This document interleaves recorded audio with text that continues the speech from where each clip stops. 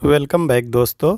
आज हम इस वीडियो में बात करेंगे 10 लाख तक आय वाले लोग अपना इनकम टैक्स फ्री कैसे कर सकते हैं और एनपीएस की जो टैक्स में छूट होती है वो कहाँ कहाँ और हम कैसे ले सकते हैं।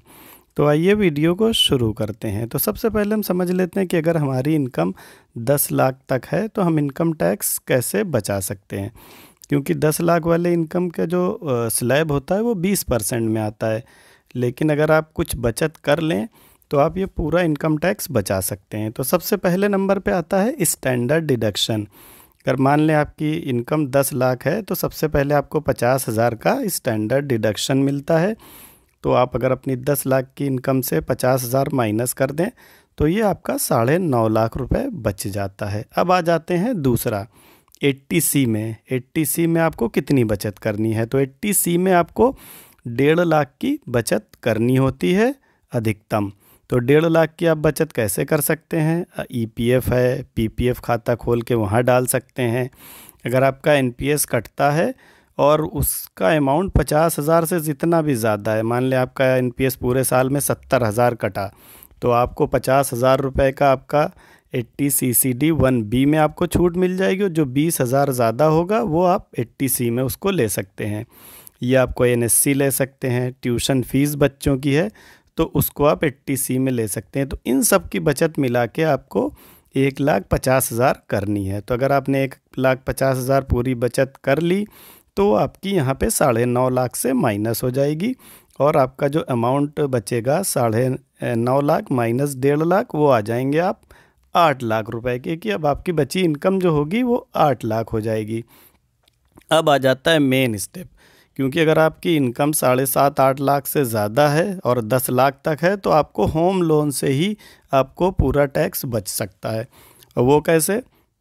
अगर आपने होम लोन ले रखा है तो उसमें जो भी आप इनकम टैक्स वो जो आप उसमें इंटरेस्ट देते हैं, ब्याज देते हैं, वो आप उसे होम लोन के में छूट ले सकते हैं। और आपका ब्याज अगर 2 लाख तक जितना भी है, यानी अगर आपने पूरे साल में 2 लाख ब्याज दिया है होम लोन पे, तो वो आपकी टोटल इनकम से सीधे माइनस हो जाता है। तो अगर आपकी जैसे अभी 8 लाख बची है 80C और डिडक्शन हटाने के बाद, तो अब अगर आपके पास होम लोन है तो आपका यहाँ 2 लाख माइनस हो जाएगा। और अगर आपके पास होम लोन नहीं है तो आप होम लोन लेकर ही ये बचत कर सकते हैं।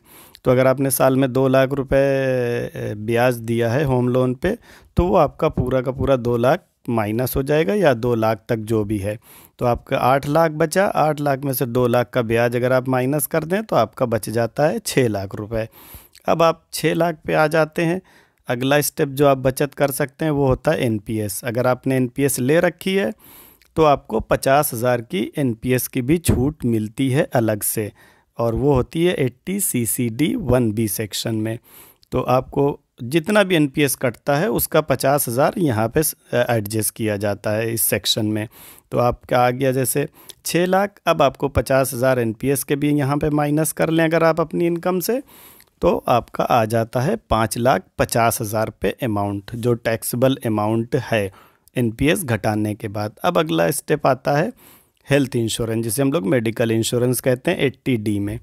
आप अपने लिए, अपनी वाइफ, अपने बच्चों के लिए 25,000 रुपये तक का हेल्थ इंश्योरेंस ले सकते हैं।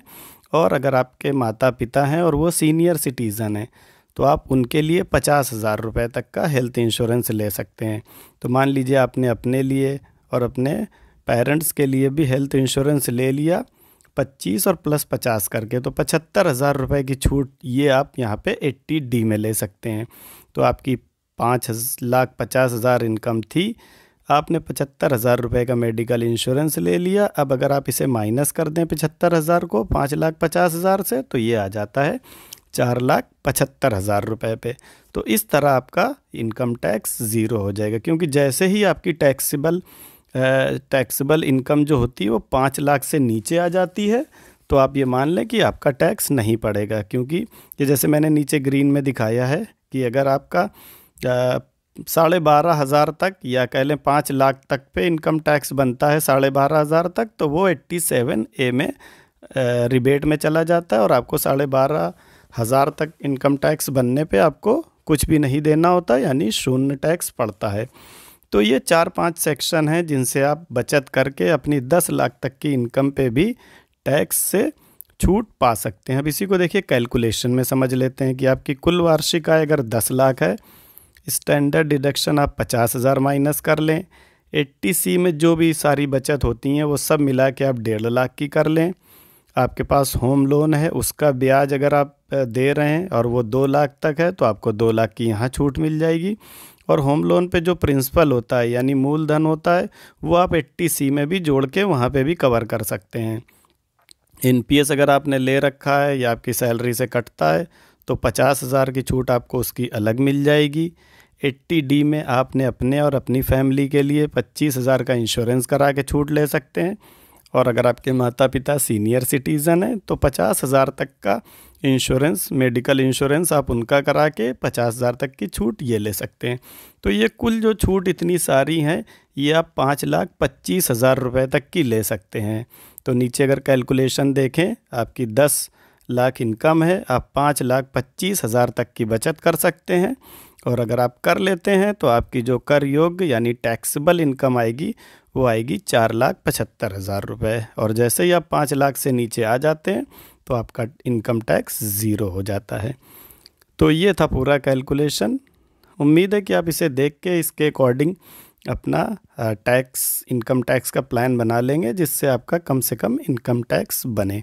एक वीडियो और आपकी हेल्प के लिए कि जैसे हम कई बार देखते हैं कि हमारे मोबाइल नंबर कितने हैं जो एक सिम से अटैच हैं, तो ये एक वीडियो है जिसकी हेल्प से आप चेक कर सकते हैं कि आपके आधार से कितने मोबाइल नंबर एक्टिव हैं। तो इसको भी ज़रूर देखिएगा जब भी टाइम हो। और इसी उम्मीद के साथ कि ये वीडियो आपको अच्छा लगा होगा, इसे लाइक शेयर कर दें, चैनल को सब्सक्राइब कर दें। वीडियो को पूरा देखने के लिए बहुत बहुत धन्यवाद।